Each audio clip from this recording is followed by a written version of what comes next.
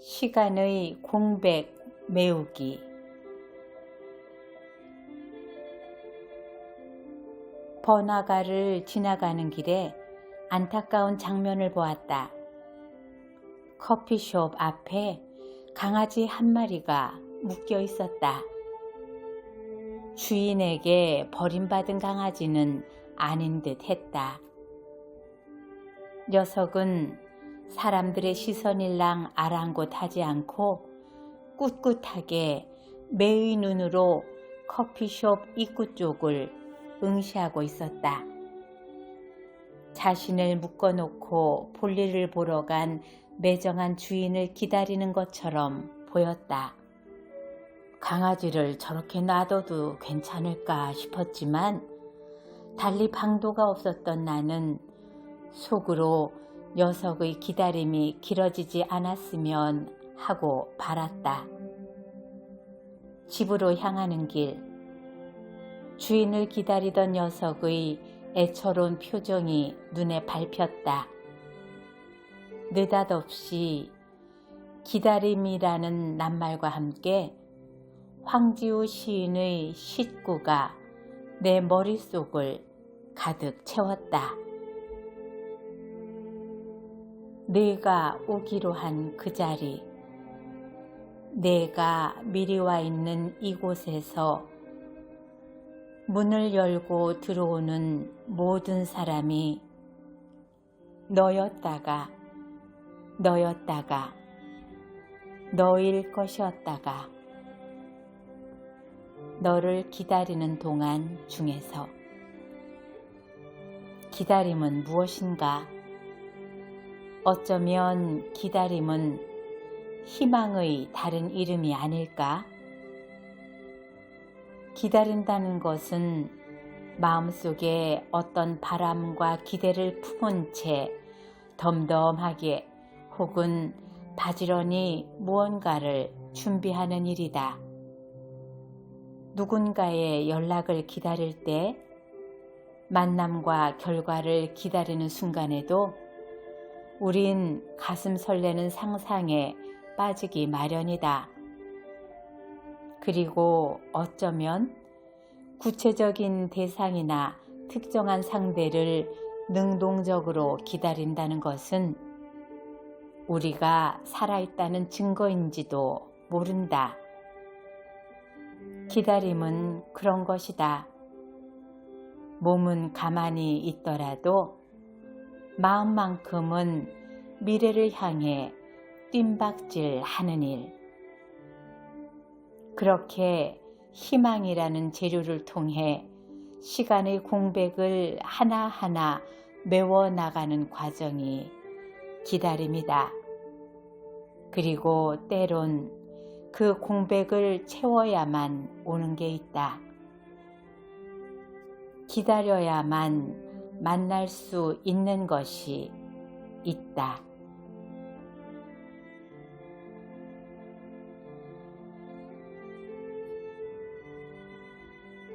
프로와 아마추어의 차이.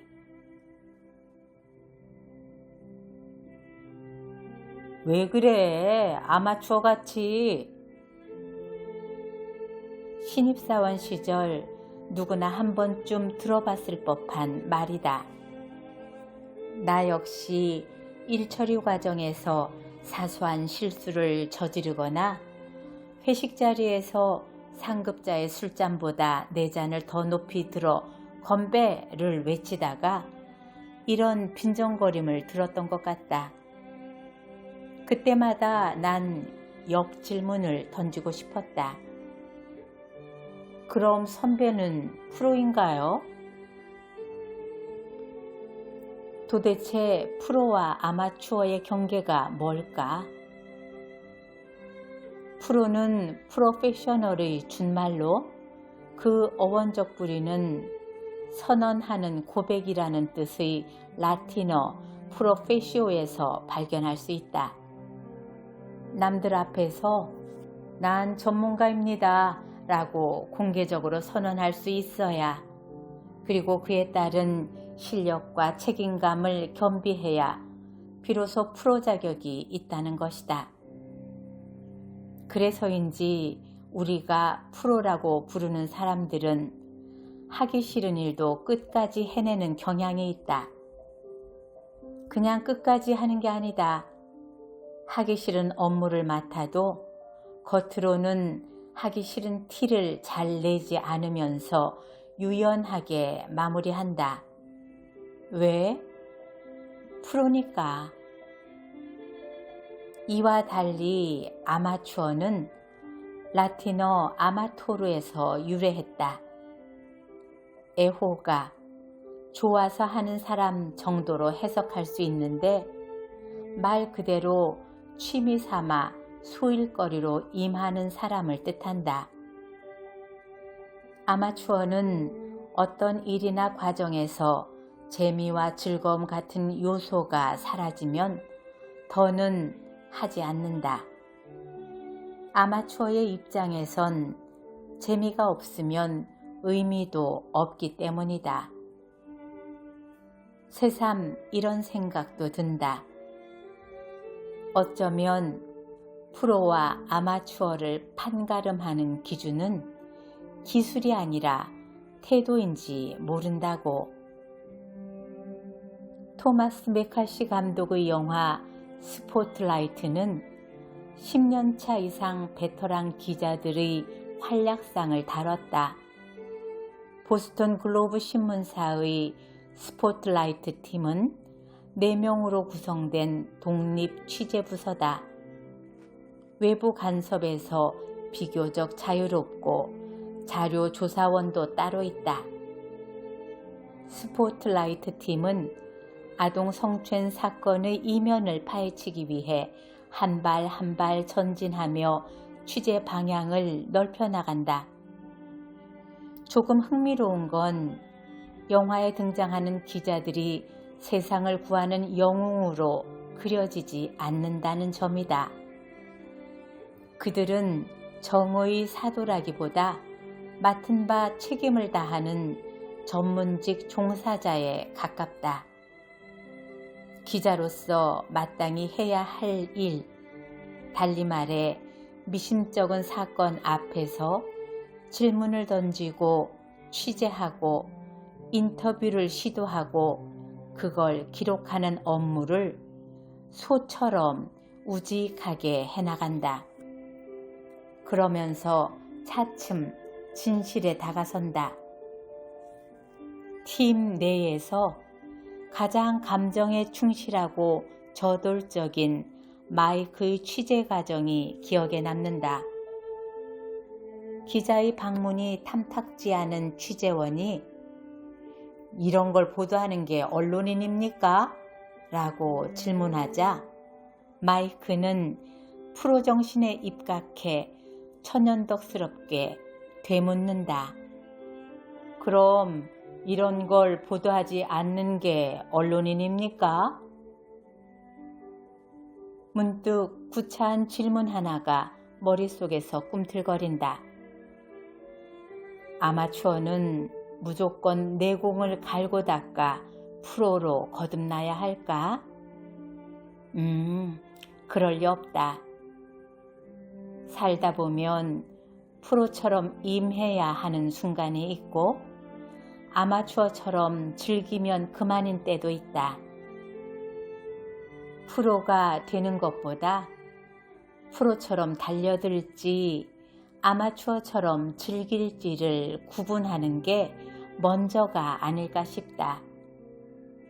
프로가 되는 노력은 그 다음 단계에서 해도 된다. 이건 꽤 중요한 이야기다. 프로처럼 처리해야 하는 일을 아마추어처럼 하면 욕을 먹기 쉽고 아마추어처럼 즐겨야 하는 일에 프로처럼 목숨을 걸다가는 정말 목숨을 잃을 정도로 심각한 상황에 내몰릴 수도 있으니 말이다.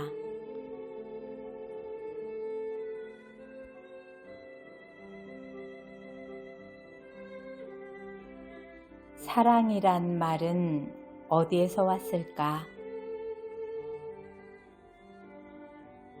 어느 가을이었다. 급하게 작성할 원고가 있고 해서 작은 카페에 들어가 노트북을 켰다.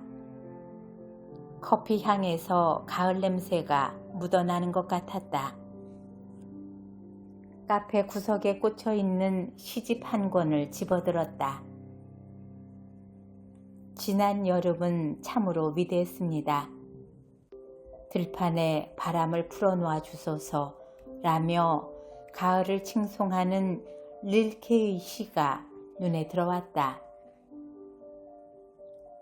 서둘러 원고를 마감하고 가을 분위기에 흠뻑 젖어들 무렵이었다. 아기 울음소리가 카페 안에 울려 퍼졌다. 커피를 주문하던 어머니가 황급히 유모차로 달려갔다. 아기는 엄마 품에 안기자 울음을 그쳤다. 어머니는 아기를 조심스레 들어 올려 이리저리 살피며 괜찮아 라고 말하는 것처럼 보였다.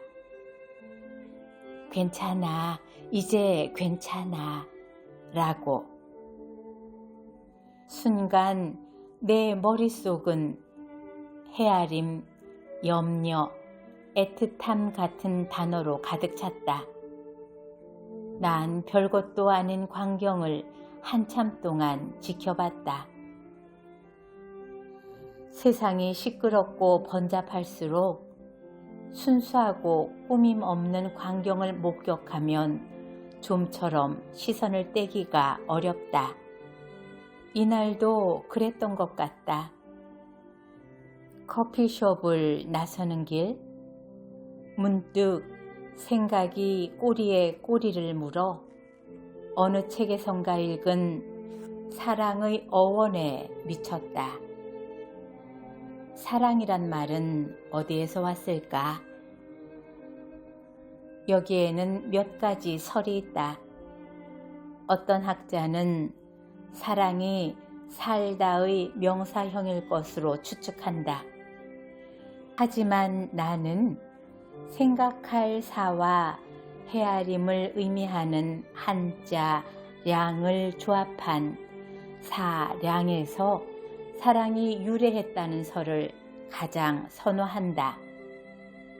그도 그럴 것이 사랑을 하면 상대에 대한 생각을 감히 떨칠 수 없다. 상대의 모든 것을 탐험하려고 한다. 이유는 간단하다. 사랑에 빠지는 순간 상대는 하나의 세계, 하나의 우주, 하나의 시대이므로. 어제는 노트북을 켜고 사람을 입력하려다 실수로 삶을 쳤다. 그러고 보니 사람에서 슬며시 받침을 바꾸면 사랑이 되고 사람에서 은밀하게 모음을 빼면 삶이 된다.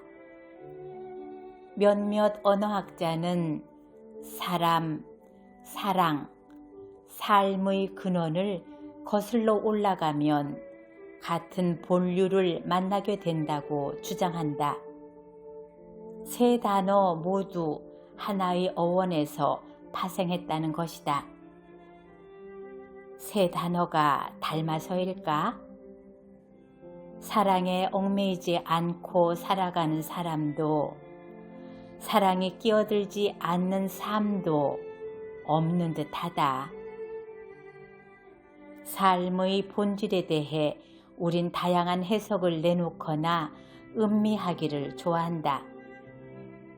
해밍웨이는 인간은 파괴될 수는 있으나 패배하지 않는다고 했고, 어느 작가는 작은 인연과 오해를 풀기 위해 사는 것이 인생이라고 읊조렸다. 우린 다른 누군가를 만나기 위해 살아가고 있는 건지도 모른다는 영화 대사도 한 번쯤 되새길만 하다.